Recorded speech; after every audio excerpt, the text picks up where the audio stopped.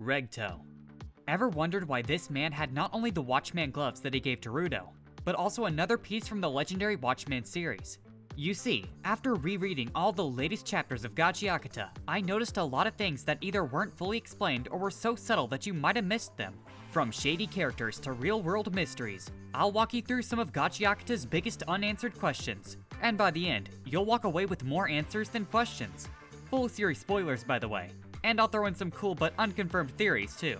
So, take those with a grain of salt. First mystery, Regto's death. I'm not exaggerating when I say this guy might be the biggest mystery in the entire series. In both the anime and the manga's first chapter and episode, he comes off as that funny, teasing uncle type. A little vulgar, but clearly he cares deeply for Rudo, his adoptive son. He worries about Rudo's reckless actions as a trash vandal and doesn't want him to end up in the abyss.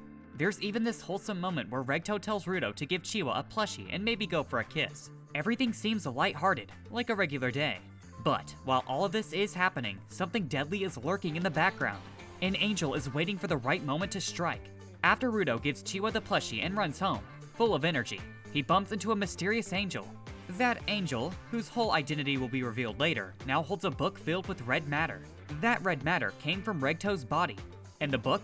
It's a Watchman book, one of the Watchman series' vital instruments. Rudo then opens the door to their home. Regto is there, barely breathing. In his final moments, instead of asking Rudo to live peacefully, he tells him to change the world. This says a lot. First, Regto must have known something big. He owned 2 Watchman tools, one of which he gave to Rudo. And the angel's goal seemed to be to steal the Watchman book. That can't be a coincidence. We also know Regto took Rudo in after his parents were cast into the abyss. So, he probably knows more about the Surebrec family. It's likely he believed Rudo, as part of that bloodline, could actually change the world. That's why he passed on the Watchman gear and gave him that final message. But how did Regto even get his hands on 2 Watchman tools in the first place? That part is still unclear. Maybe he knew how to cross from the sphere to the ground and back. That would explain a lot. Some Reddit theories even go deeper. They say Regto might have been connected to the angel who gave Amo her Watchman boots. If that's true, then Regto might be an angel himself. But again, that's just a theory. The Watchman. The Watchman is a massive, mysterious figure that rests deep within the border, curled up in a fetal position. Anyone or anything thrown from the sphere down to the abyss is said to catch a brief glimpse of it. Those who make direct eye contact with the Watchman are marked, literally, with an X across their eyes, just like what happened to Rudo. But before we dive deeper into the Watchman itself, let's talk about the border. The border is the strange, cloud-filled space that separates the sphere above and the ground below. People believe it to be a death zone. Anyone who tries to pass through it almost always dies, which is why those thrown down from the sphere rarely survive, and why those from the ground never even think about going up. Crossing the border means losing everything you hold dear, and in a way, the border is the Watchman. Only a few can make it through. The angels, who grow wings, and certain rare spherites, like Rudo, who somehow survived the fall. But even then, most spherites who end up on the ground are discovered already dead. The Watchman itself seems deeply connected to the Watchman series of vital instruments. Its eyes, or maybe its whole head, resembles the symbol of Canis Surebrec. Its head even forms a cross shape, and its hands and fingers match the strange scars on Rudo's hands, the ones he always believed were left by his parents. So how did Rudo survive the fall? The theory is this.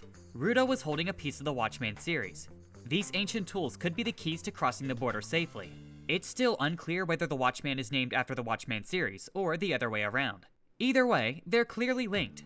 That's why Zodil, when creating the imitation trash beast, used vital instruments as its core, including one defective Watchman piece for protection and a pair of Watchman boots.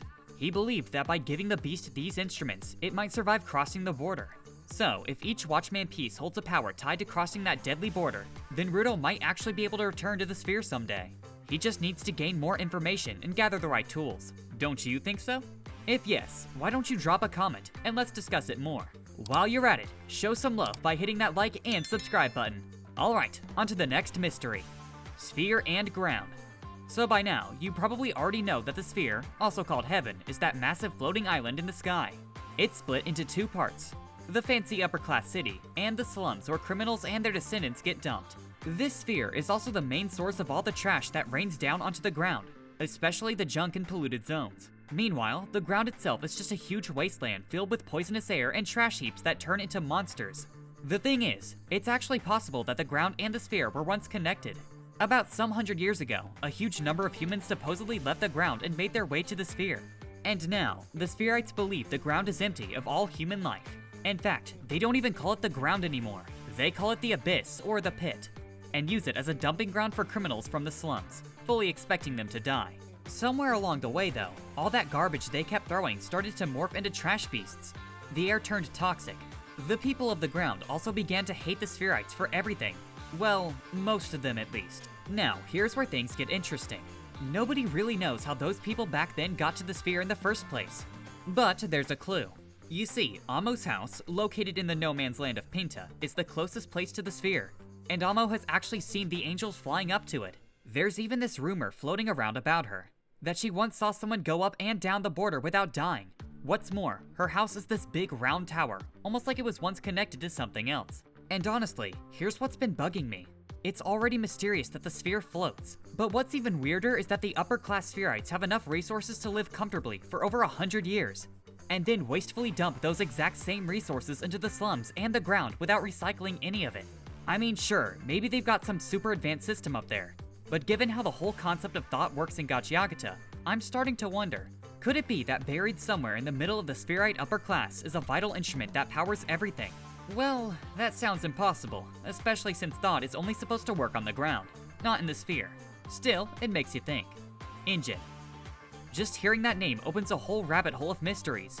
Funny thing is, that's not even his real name. He actually hates his real name. Enjin was once a name given to him by someone really important to him. Someone he owes big time. It comes from an ancient language and means fated one. And now, Enjin proudly carries that name on his back. He's become a symbol, someone who brings everyone together, like a big umbrella standing out in a crowd. As for who gave him that name, it hasn't been revealed yet, but there's a strong chance that person has some connection to Rudo. In chapter 1032, there's a brief flashback showing Enjin talking with Simiu. Before this, Simiu had already told him she was planning to use her full vital instrument powers to peek into the future. Even though doing so might leave her blind, she was willing to take that risk because Arkha also sensed something huge was coming. As they wrapped up their talk, Simiu brought up something that had been bugging her. She said she's always wondered why Enjin seems to care so much about Rudo. After all, Rudo should just be some random outsider to him. Merely thinking about this, Enjin looks at Rudo with this deep, kind of sad expression. Rudos Curse. When Simiu first used her eyes on Rudo, she saw something terrifying, a growing curse inside him. At first, she played it off as just a turd around his neck, but the look on her face said otherwise. Later in chapter 38, Simiu finally opens up to Arkha about what she saw. It turns out that Arkha already had a hunch that something was wrong, and he pushed her for answers. He had already seen it. Simiu describes it as a curse so dangerous that it could one day destroy the world. Whatever is growing inside Rudo isn't some random power-up either. Something is rising inside of him, and it's not the shield hero. While Simiu is revealing all of this, Rudo himself is in a full rage mode, turning Amo's face into an abstract art project. He only stops when Enjin snaps him out of it, reminding him they still need information. Enjin even sits him down afterward for some counseling sessions. Now here's where it gets weird. The curse in Rudo looks like a core connected to his veins. That means it's not coming from the Watchman series. This is something he was born with and is connected to his ancient lineage. And when you think about what Tamsi said about Rudo having an original role, maybe this curse is tied to that destiny.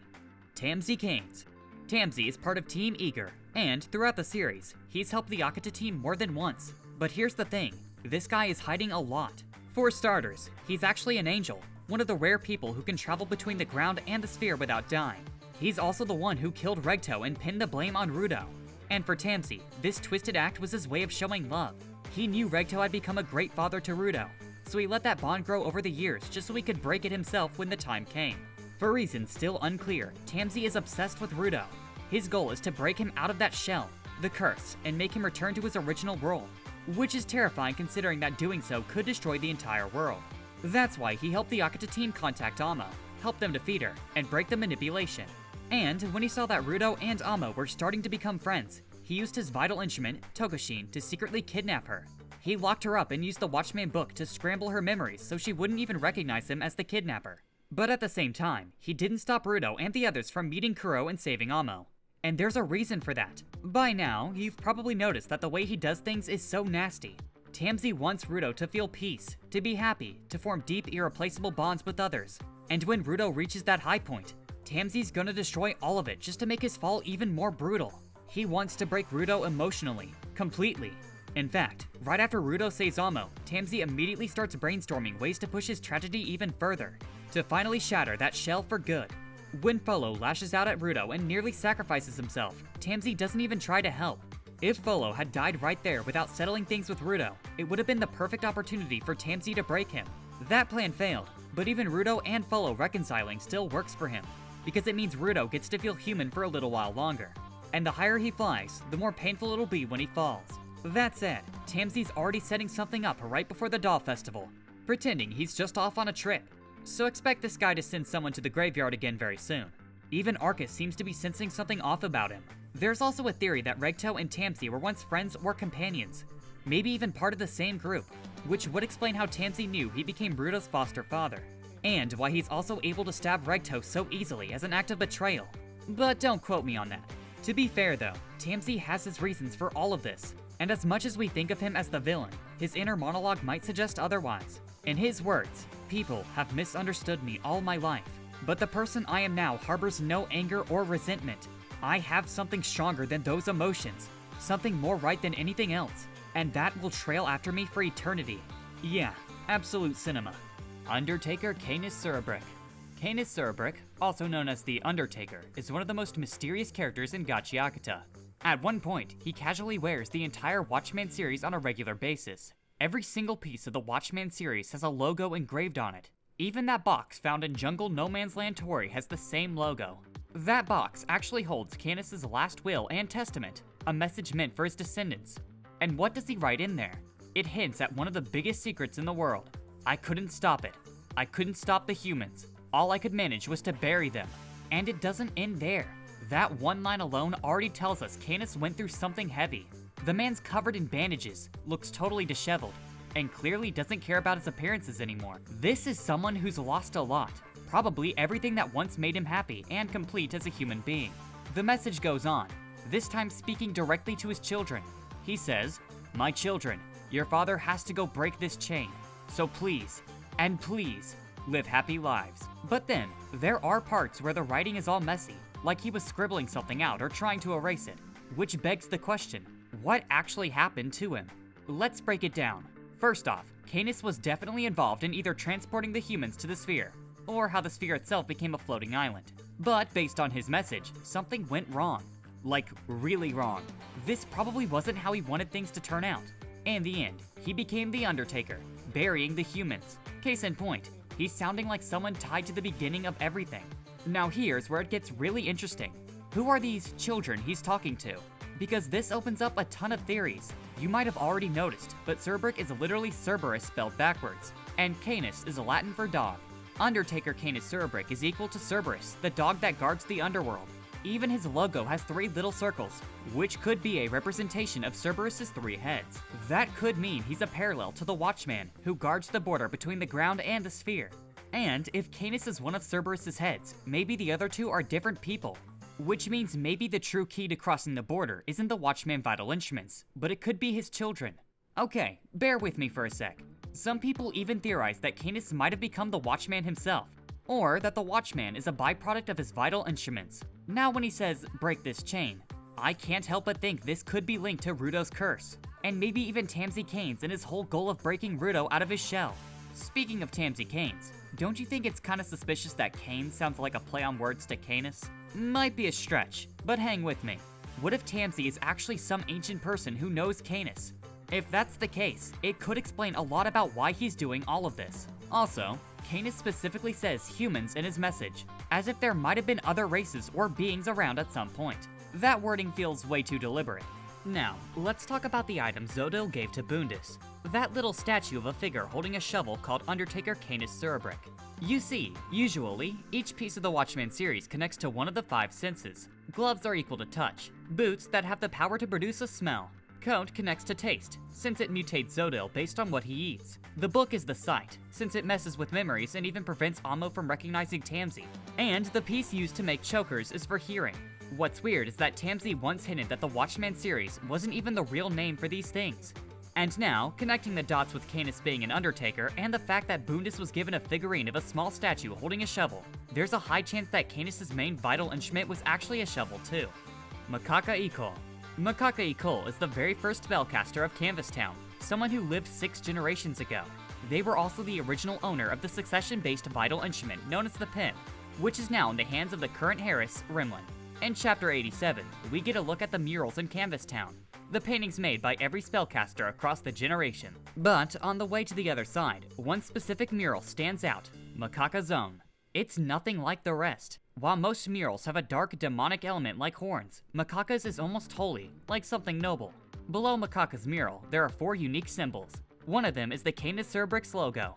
We already know Makaka and Canis were once close friends, and these 4 logos are said to represent Makaka's best companions. However, aside from Canis, the identities behind the other 3 logos are still unknown. If Canis had a symbol tied to the Watchman series, then what if those 3 other people had their own series too? Kuro. Kuro is the information broker of the ground, said to hold the most knowledge out of anyone. But here, information is currency, and when you buy from Kuro, you always pay a price. It could be something light, like money, or something much heavier that could cost you your life. Kuro comes off as your classic mysterious, eccentric weirdo with a few screws loose. He's rumored to feed people to trash beasts if they tick him off. Even Enjin finds him to be a massive pain.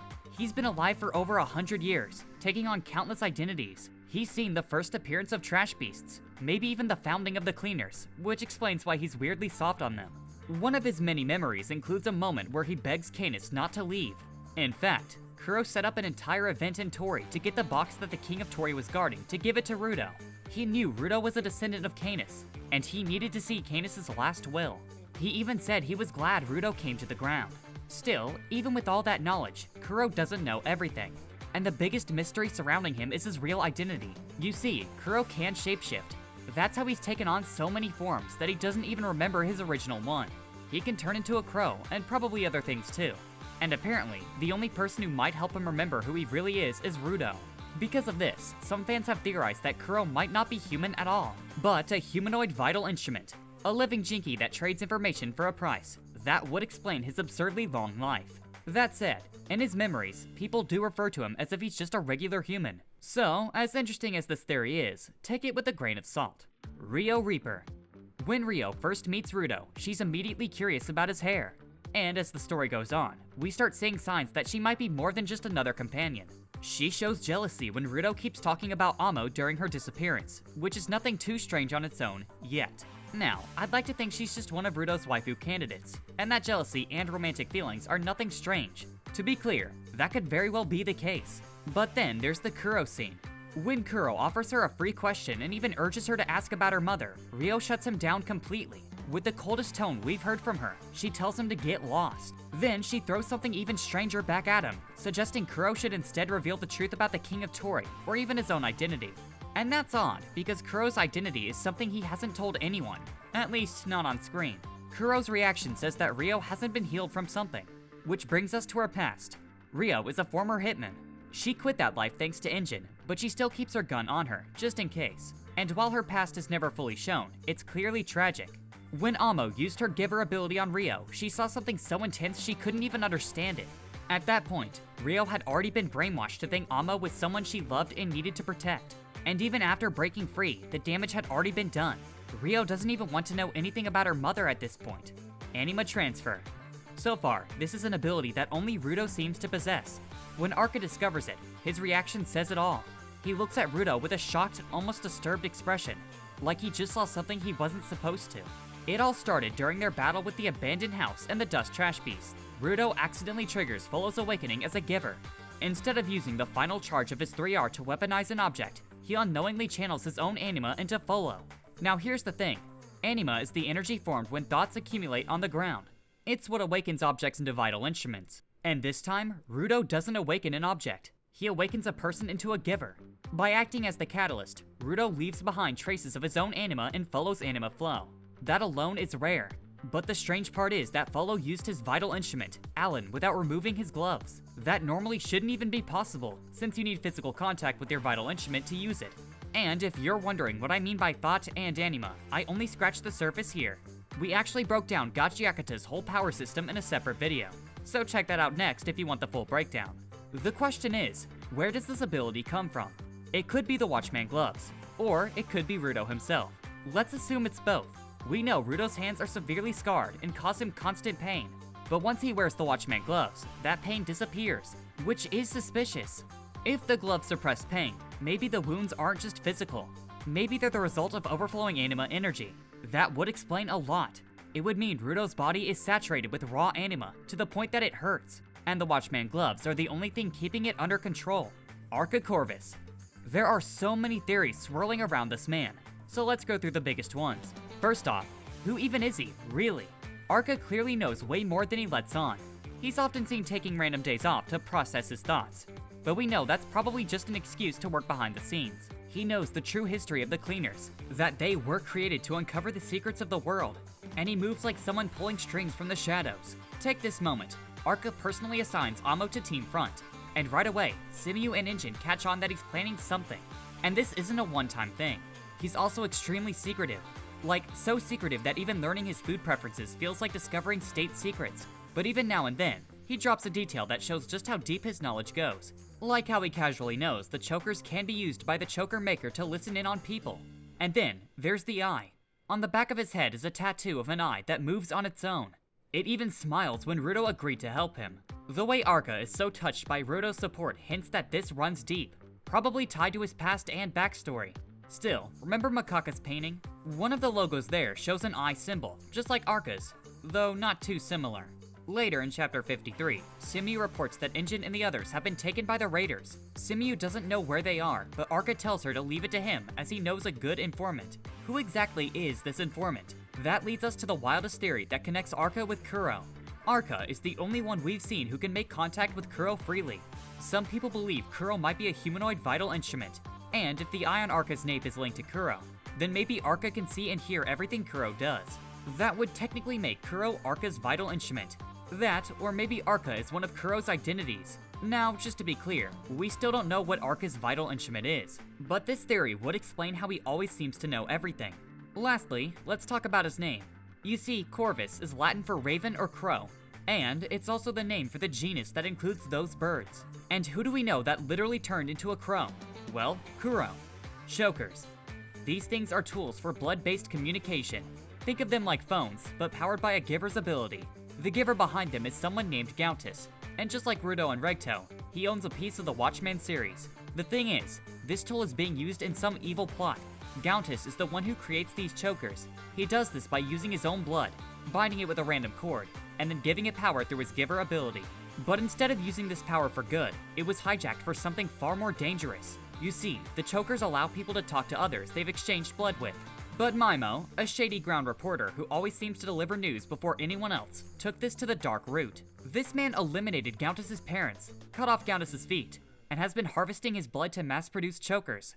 Maimo's vital instrument, Elenos, lets him control anyone whose blood he drinks. So when you connect the dots, it gets terrifying. Maimo is using Gachiakutas' powers to force him to mass-produce the chokers. And once everyone's wearing one, Maimo can control all of them. As long as they're within his range of rule, he turns people into puppets, like a doll festival on a global scale. At one point, Bundus was tasked by Zodil to investigate Gachiakutas, but we haven't heard from him since. Alto Surri. This man is Rudo's father, the one who was exiled to the Abyss after being accused of a crime. When Tu Lily mentions his name, Rudo immediately goes into panic mode. Is Tu Lily a spherite? Could his dad actually be alive? Did he survive the fall? Is he even down here on the ground? Tu Lily, though, has no idea. She doesn't know if Alto is alive, if he's in the sphere, or if he's walking around the ground. She's just the so-called queen of entertainment, an iconic star with a flashy vital instrument, a few suspicious connections, and not a single brain cell when it comes to real intel, according to Rudo himself. However, one of her old friends, Gachiakuta, asked her to make contact with Alto's son, and it just so happens that Kuro set it up for them to meet at the doll festival. Tu Lily even paid a price of, well, her entire fortune, just so she could meet Rudo and deliver the special chokers Gachiakuta made. This choker only connects to Gachiakuta and cannot be used to talk to anyone else, but it is immune to Maimo's control. What's interesting is that Gachiakuta has information about Alto, and he's willing to give it if Rudo helps him defeat Maimo. No Man's Land. There are 6 of these in the ground. These are the most dangerous places, and if a regular person walks into one, they could be sent to the graveyard right away. Even most givers will struggle to handle the kinds of trash beasts that live there.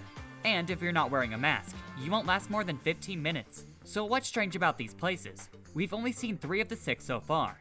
The first one is where Rudo ended up after falling into the abyss, the second is Pinta, a desert no man's land, and the third is Tori, a jungle no man's land. And in all three of them, there's something tied to the Watchman series. In the first one, Rudo started to activate his Watchman gloves for the first time while fighting the eyeless trash beasts. And the second, we meet Amo, who has the Watchman boots. Her home in Pinta is also the closest place to the sphere. And in the third, we meet the King of Tori, who's guarding the box that holds Canis' last will. Now, this could all just be coincidence, but how interesting would it be if the remaining No Man's Lands are hiding something that might lead us to the real identity of the Watchman series, or bigger clues about Canis Surebrec himself. And those are all the major mysteries in Gachiakuta. Or did I miss something? Drop a comment if there's an unsolved mystery I forgot. And who knows, maybe we'll do a part 2 just for it. But since you're clearly deep into the world of Gachiakuta, don't stop here. Click on these videos to learn how the vital instruments actually work, and uncover what really powers this mysterious world.